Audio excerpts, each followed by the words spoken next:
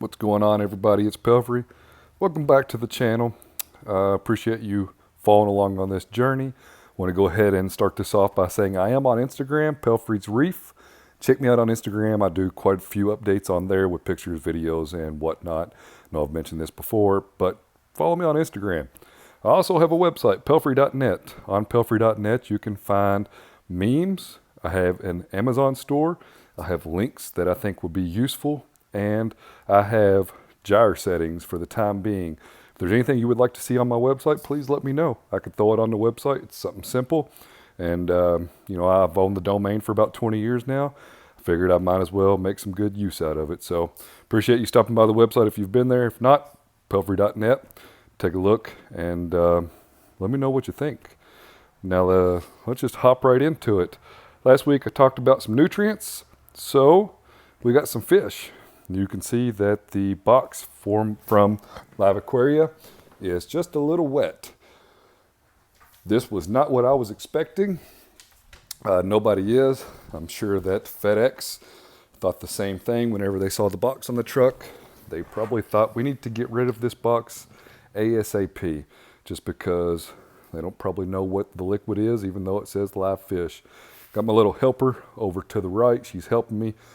Man, if you don't have any kids, have a few, 10 or 12 or so. They're all helpful. They can do laundry, they can fold laundry, they can do dishes, they can do all kinds of things. They can help unbox fish. So what I got today, I got a couple different things. So I had some store credit, and I went ahead and I bought a captive bred clownfish. The reason being is because I had one of the clowns disappear.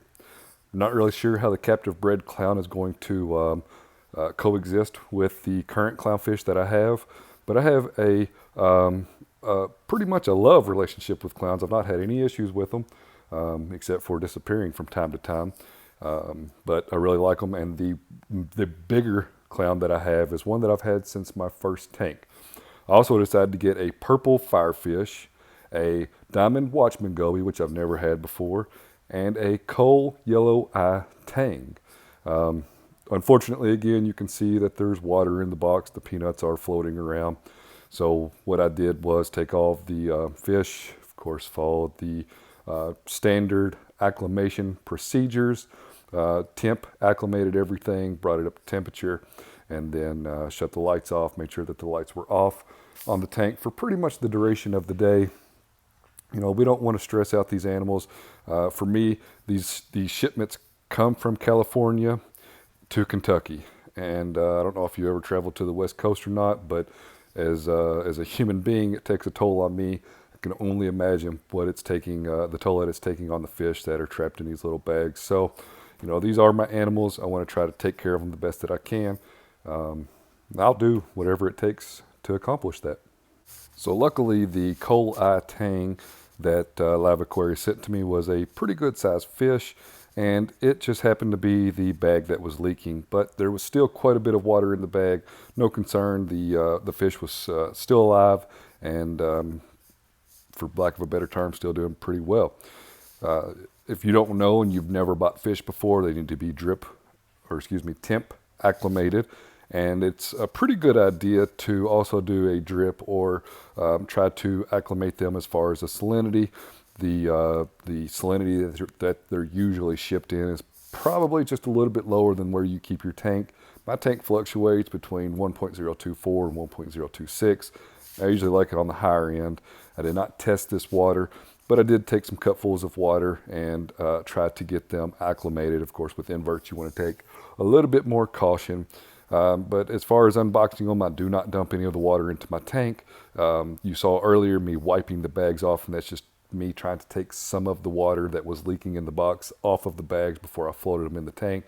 It's almost inevitable that you're going to get some of this water inside of your tank, and that's fine, but I prefer not to dump a whole bag in there. So what I do, I'll open up the bag, dump the bag in a bucket, take the net, fish the fish, that makes any sense, out of the bucket, drop it into the tank. It's a pretty simple procedure. My fish net is a little bit bigger. I probably need to get a smaller one for some of the smaller species, but I am using a pretty small bucket at that. So my overall goal here is to add fish that I actually want into the tank, because the last thing you want is to put a fish in your tank and then have to try to get that fish out. It is not the easiest task in the world, but I want to add more fish to the system. I don't have as many as I would like. I still plan to add some more fish, but the end goal is here, get some movement in there, get some fish that I like into the tank, which will increase my nutrient load. I am trying to get nitrates in the tank. I know I'm fixated on these nitrates, but that's what my end goal is. I'm trying to get nitrates in the tank.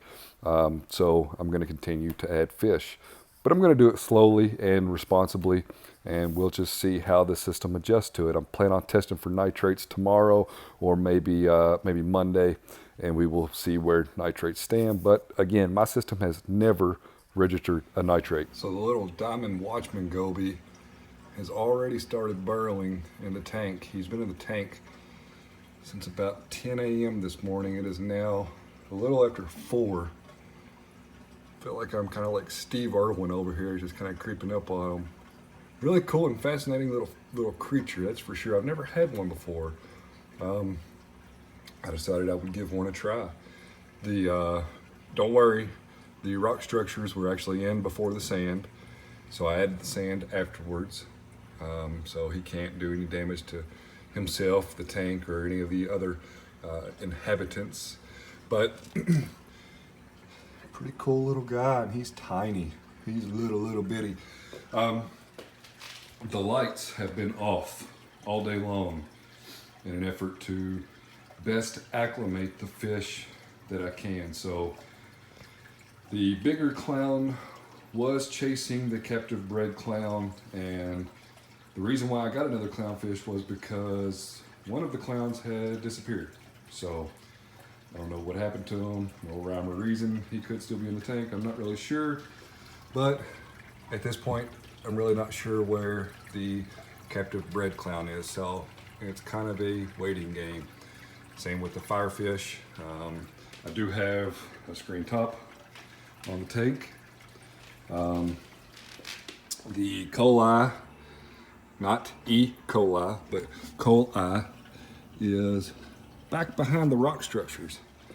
You can kind of see he's right in that area right there, but they're all just trying to get accustomed to their new home. While I have you here, I would like some opinions. If you've heard me talking, any of the live streams, I've been talking about the Synergy Reef TS26 sump that Reefing with O has, Jason Myers has. I really like that sump. The main reason that I want it is, of course, I want to move the return pump from the rear of the sump to a better location for me to get to. Number two, you have the water volume. I don't plan and I don't have any intentions of going to the Triton method, but you have the extra water volume. The downside to this is you can see the masking tape on my auto top off. I go through about 5 gallons a week. When I had Blue Tide Acrylics create and build this auto top off, I was thinking in terms of going on vacation, not having to worry about running out of auto top off water. So I have a couple of different scenarios that I could do here. I think that I could do. I'm gonna have to run one of them by the wife. And I don't even know if I'm gonna get the sump for sure yet. It's just kind of a thought process, and I just want to hear some opinions. I can do the sump in a 5-gallon auto top off in the sump area, which then I struggle with having a place to put auto top off containers. I can maybe use this area right here, build another cabinet like this one, get rid of this cabinet, and just go a long ways here. Put the auto top off in there, put the doser in there, put the dosing containers in there, put a sump under the cabinet. That's the direction that I'm leaning. Haven't discussed it with the wife yet. So as you can see, we have children's stuff here. That would have to go. But, you know, give me your opinions. What would you do? Would you leave it alone? Or would you jump in another direction? The kind of the motivation behind this is I really don't plan on getting rid of this tank. I know we all say that, but I do plan on keeping this tank for many, many years. So, you know, I feel like it's something that maybe I could work on at the end of the year. Here we are already in March, but, you know, it's something to think about. Let me know your opinions.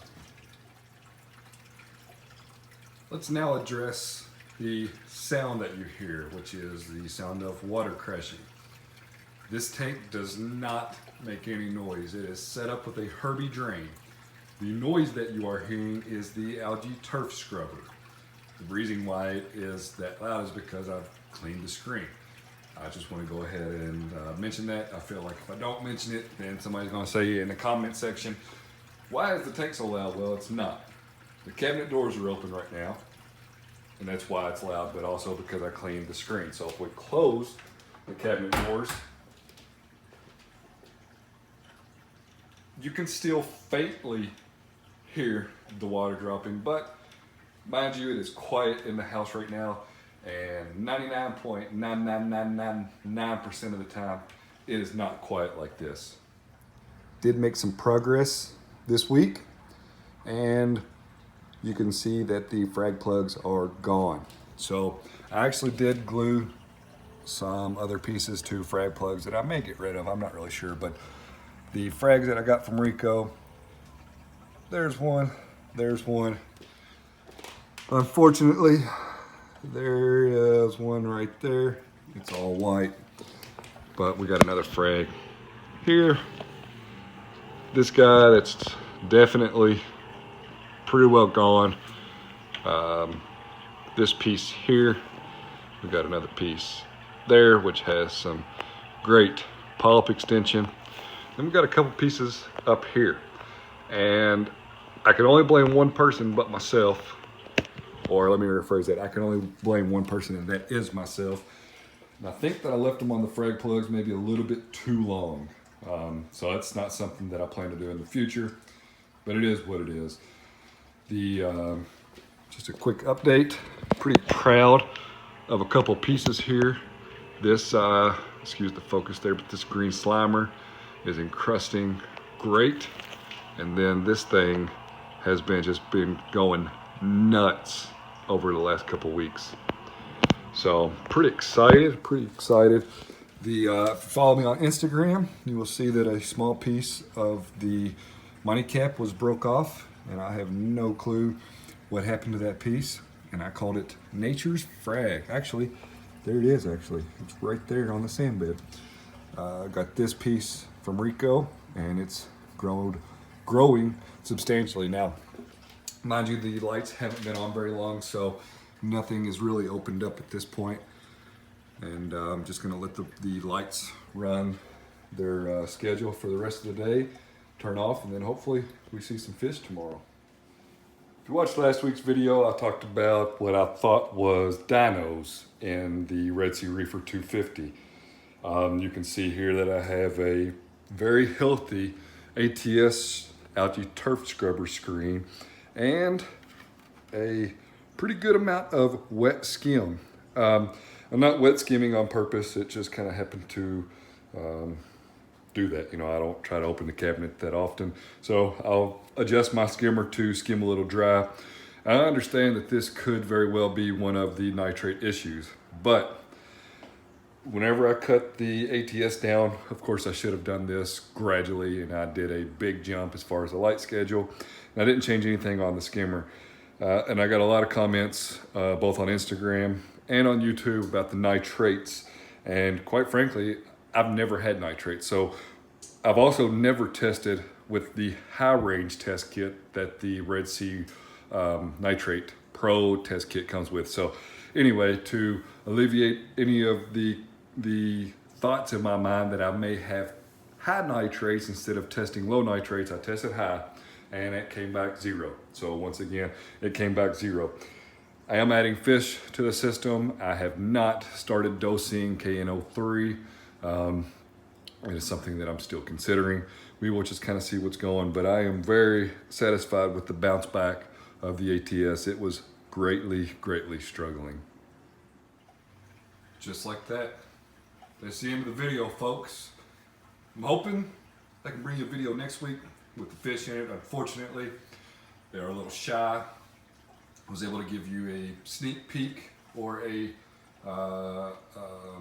actually a good view of the Diamond Watch Goby. So I'm still looking for the small clownfish. I am still looking for the firefish, and I just saw the coal eye tang come out from behind the rock structure. So that being said, I'm gonna go ahead and cut this off here. I do appreciate you following along. I do appreciate every comment, every like, dislike, whatever. Do appreciate everybody stopping by. And that'll be that. So until the next one, actually, we're getting lucky. If you look right in the middle of the tank, there we go. To the left is the coal eye. Coal eye tank came out. He knew we were talking about him. He came and swam around, and he's coming back for more. It's a good sign, folks. That is a good sign. I am thrilled. I am very, very happy. So I'm going to go ahead and cut this off now. Do appreciate you stopping by and watching and following along on my journey. Like, comment, and subscribe because why not? And I'll see you on the next one.